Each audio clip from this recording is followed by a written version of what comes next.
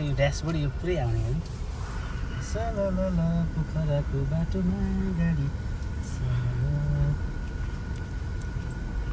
ठिक छ नि एकदम तर यो बाटोमा गराउनु त सकिन्छ त तर है अलिकति ट्राफिक धेरै हुन्छ रिस्की हुन्छ केही उसो भयो भने अर्को खर्च हुन्छ ड्यास दामी आएछ यति झ्याल्दै हो दामी आएको छ तपाईँको टिकटकमा ट्याक्का हाल्नु त फोटो पनि छ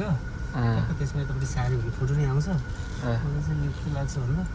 यतिकै हामीले यो चलायो भने होइन अब काठमाडौँ पुग्दाखेरि त है अलिकति